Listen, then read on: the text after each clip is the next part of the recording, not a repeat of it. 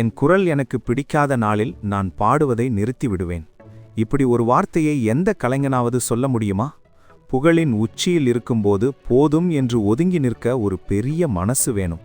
அந்த மனசுதான் பாடகி ஜானகி அம்மாவுடையது. ஆனா இன்னைக்கு அந்த பெரும் கலைஞரின் வாழ்க்கையில ஒரு ஈடு செய்ய முடியாத இழப்பு ஏற்பட்டிருக்கு. 87 வயசுல ஜானகி அம்மா இப்போ ஏன் இவ்வளவு வேதனையில இருக்காங்க? அவங்க சினிமாவை விட்டு விலகியதுக்கு பின்னாடி இருந்த உண்மையான ரகசியம் என்ன? இதை பற்றி தான் இன்னைக்கு நாம ஆழமா பார்க்க போறோம். தென்னிந்தியாவின் நைட்டிங்கேல் என்று அழைக்கப்படும் ஜானகி அவர்களின் திரைப்பயணம், அவரின் தனிப்பட்ட வாழ்க்கை மற்றும் தற்போது அவரை சூழ்ந்துள்ள அந்த துயர செய்தி, இது எல்லாத்தையும் முழுமையா தெரிஞ்சுக்க இந்த வீடியோவை கடைசி வரைக்கும் பாருங்க. ஏன்னா இது வெறும் ஒரு செய்தி அல்ல, ஒரு சகாப்தத்தின் உணர்ச்சிகரமான பக்கம். ஜானகி அம்மான்னு சொன்னாலே நமக்கு உடனே ஞாபகம் வர்றது அந்த தேன் போன்ற குரல் தான். 1957 எதிர்நீச்சல் படத்தில் ஆரம்பிச்சு கிட்டத்தட்ட 48,000 பாடல்கள், தமிழ், தெலுங்கு, கன்னடம், மலையாளம்னு 17 மொழிகளில் பாடி அசத்தியிருக்காங்க. ஆனா கடந்த 7 வருஷமா அவங்க குரல் திரையுலகத்தில் கேட்கவே இல்லை. ஏன்? ஒரு பாடகிக்கு தொண்டை சரியில்லைனா பாடுறதை நிறுத்துவாங்க, இல்லைனா வாய்ப்பு குறையும் போது நிறுத்துவாங்க. ஆனா ஜானகி அம்மா விஷயத்துல இது எதுவுமே இல்லை. அவங்களுக்கு வாய்ப்புகள் வந்துட்டே தான் இருந்தது. ஆனா அவங்களாவே ஒரு கட்டத்துல ஃபுல் ஸ்டாப் வச்சாங்க. இதோட பின்னணி என்னன்னு பார்த்தா அதுல ஒரு நேர்மையும் அடுத்த தலைமுறை மேல இருந்த அக்கறையும் தான் தெரியுது. இத்தனை காலமா நான் பாடிட்டேன், இனி இளைஞர்களுக்கு அந்த வாய்ப்பு போகணும் அப்படின்னு அவங்க சொன்னது ஒரு மிகப்பெரிய பாடம். பொதுவா ஒரு துறையில உச்சத்துக்கு போயிட்டா அந்த இடத்த தக்க வச்சுக்கத்தான் எல்லாரும் போராடுவாங்க. ஆனா ஜானகி அம்மா ரொம்ப வித்தியாசமானவங்க. 2017 மலையாளத்துல 10 கல்பனங்கள் அப்படிங்கிற படத்துல அம்மா பூவினுங்கிற பாடலை தான் தன்னோட கடைசி பாடலா அவங்க அறிவிச்சாங்க. அப்போ அவங்க சொன்ன ஒரு விஷயம் இப்போ வரைக்கும் பலருக்கும் ஆச்சரியம்தான். என் குரல்ல சின்னதா ஒரு நடுக்கம் தெரியுது, அது ரசிகர்களுக்கு தெரியக்கூடாது. என் குரல் எனக்கு பிடிச்ச மாதிரி இருக்கும்போதே நான் விடை பெறணும்னு சொன்னாங்க. எவ்வளவு ஒரு நேர்மையான சிந்தனை பாருங்க. சர்வதேச ஊடகங்கள்ல கூட ஒரு கலைஞன் எப்படி கௌரவமா ஓய்வு பெறணுங்கிறதுக்கு இவங்க ஒரு உதாரணமா சொல்லப்படுறாங்க. ஆனா இப்போ அந்த அமைதியான ஓய்வு காலத்துல ஒரு பேரிடி விழுந்திருக்கு. அந்த பேரிடி தான் அவங்க மகன் முரளி கிருஷ்ணாவோட மரணம். ஜானகி அம்மாவுக்கு வாழ்க்கையில எல்லாமே அவரோட மகன்தான். 1997 தன்னோட கணவர் ராமபிரசாத் அவர்களை இழந்த பிறகு ஜானகி அம்மாவுக்கு ஒரே துணையா உலகமா இருந்தது முரளி கிருஷ்ணா தான். ஒரு தாய்க்கும் மகனுக்கும் இருக்கிற அந்த பாசம் ஜானகி அம்மாவோட பேட்டிகள்ல பலமுறை வெளிப்பட்டிருக்கு. இப்போ 87 வயசுல தான் கண் முன்னாடியே தான் மகன் மறைஞ்சதை அவங்களால தாங்கிக்கவே முடியல. இந்த செய்தி வெளியானதிலிருந்து ஒட்டுமொத்த திரையுலகமும் ரசிகர்களும் ஜானகி அம்மாவுக்கு ஆறுதல் சொல்ல வார்த்தை இல்லாம தவிச்சு போயிருக்காங்க.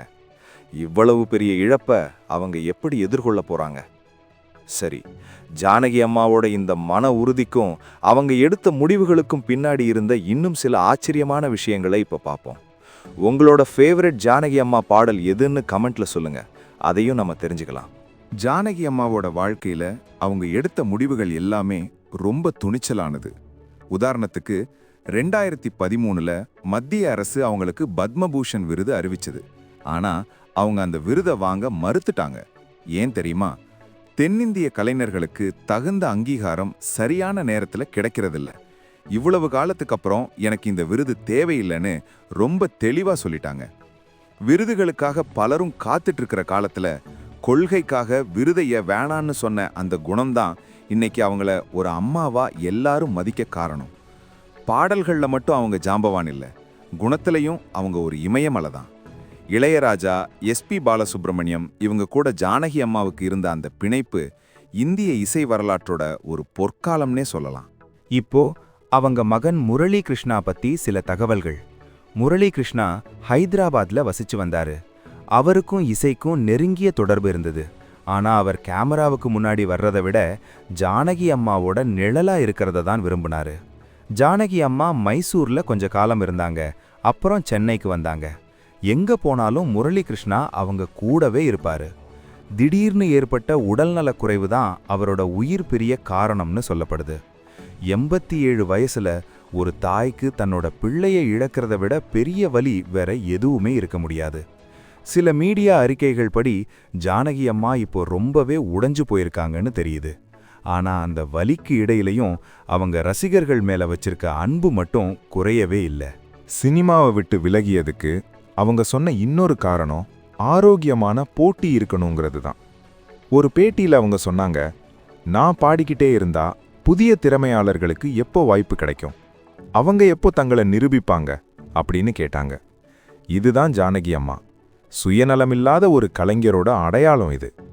ஜானகி அம்மா பாடுறது நிறுத்தினாலும் அவங்களோட பழைய பாடல்கள் இன்னைக்கும் யூடியூப்ல பல கோடி பார்வைகளை தாண்டி போயிட்டே இருக்கு. குறிப்பா ஒரு குழந்தையோட குரல்ல அவங்க பாடுற அந்த மிமிக்ரி ஸ்டைல் இன்னைக்கு வரைக்கும் யாராலையும் அச்சு அசல் அப்படியே செய்ய முடியல.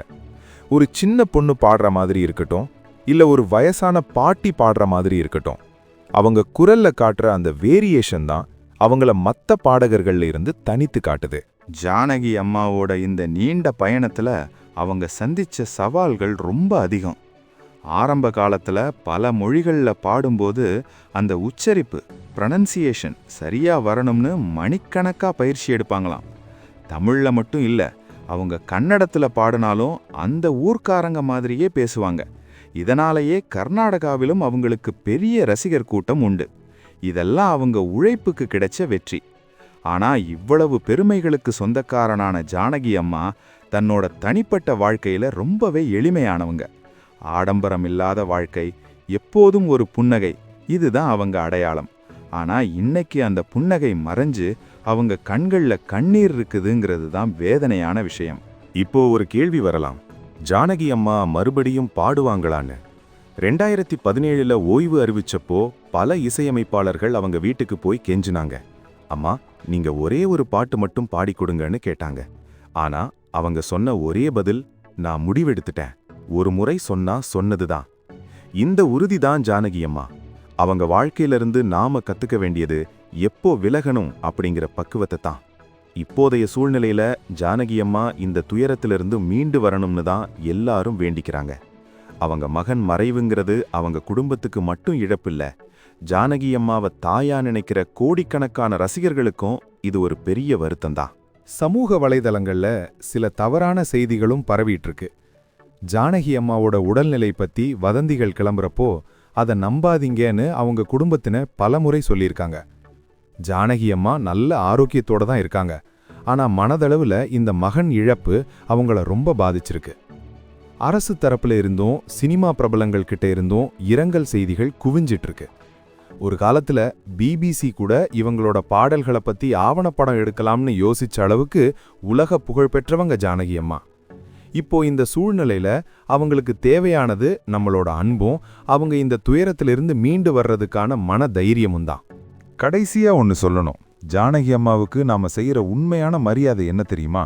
அவங்க பாடின அந்த அற்புதமான பாடல்களை திரும்ப திரும்ப கேட்கறதும் அவங்க சொன்ன அந்த பண்புகளை நாமளும் கடைபிடிக்கிறதும் தான். ஒரு சகாப்தம் ஓய்வெடுக்கும்போது அந்த இடத்துல ஒரு பெரிய வெற்றிடம் உண்டாகுது. ஆனா ஜானகி அம்மாவோட குரல் அந்த வெற்றிடத்தை என்றென்றும் நிரப்பிக்கிட்டே இருக்கும். ஜானகி அம்மா, இந்த துயரத்திலிருந்து நீங்க சீக்கிரம் மீண்டு வரணும். உங்களோட அந்த பழைய புன்னகையை ரசிகர்கள் மறுபடியும் பார்க்கணும்னு ஆசைப்படுறாங்க. வாழ்க்கை சில சமயங்கள்ல கடுமையான சோதனைகளை கொடுக்கும்.